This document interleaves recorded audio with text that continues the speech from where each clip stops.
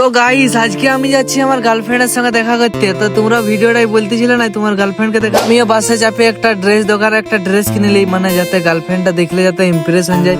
তো ওইরকম একটা তাগড়া দেখে ড্রেস কিনে নিই। তো কেমন লাগছে একটু তোমরাও জানাও। ড্রেস কিনতে দেখে আমার বন্ধুগুলাও সালা এরা ড্রেস কিনতে লাগি যায়, মানে এরাও সালা ধান্দাবাজ, মানে পটাবার ধান্দা করছে আমার মন লাগে। গাইস আগে আমি ক্লাসটা করিলি স্কুলে, তারপরে তোমাদেরকে দেখাবো। তো ঢুকতেই দেখছি আমাদের বাবু ভাইয়া বসে আছে। তো হ্যাঁ এদিকে আমার ছোট ভাই গিলা বসে আছে এদিকে। তারপর একটা ছোট জানা ছুটে চলে আসে আমার দিকে, বলছে দাদা একটা জিনিস দেখবে আসো।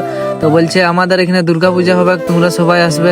তোমাদেরকে উপরলে দেখাচ্ছি। হাই দেখো খাঁচিয়ে দেখছো বাঁশ নামকান দিনছে। তারপর আমরা চলে যাই আমার একটা বন্ধুকে আনতে। এই মালটা রেজিস্ট্রেশন শুধু করতে আসছে, ওই যে স্কুল আসে নাই। তারপর আমাদেরকে ভোগ লেগে যায়। তারপর আমরা চলে আসি মাসির দোকানকে খাবার খেতে। তো এইখানে জিনিস কিনতে কিনতে আমার বন্ধু কি যে ভেগে দেখাচ্ছে আমি কেন কিছু বুঝতে পারছি না। তো তোমরা যদি জানো একটু বলবে এটার মানে। তারপর টিফিনে কিছুক্ষণ আমরা স্কুলটা ঘোরাঘুরির পর বেলপাড় স্কুলটা আমরা ঘর দিকে যেতে থাকি। তো বাসে যাবি দেখছো গাইস যা অবস্থা, কি আর বলবো তোমাদেরকে, খাচ্ছে গরম। তারপর আমরা আমাদের চোখে নামে যাই বাস থেকে। তো আমরা এখন ঘর দিকে যেতে থাকি। আর গাইস তোমরা লাইক কমেন্ট ফলো গুলা করছো না গাইস, কি বলবো, ফলো গুলা করে দিবে। তো ওই যে ভাইটার আজকে মানে কালকে হবে ঢালাই। তো তোমরা আগের ভিডিও দেখাতে পাই গেছো কাদের ঢালাই হবে। ওই যে এই মালটা যেটা আগের দিকে আসছে তো এদের হবে ঢালাই। তো গাইস এখানেই শেষ করছি।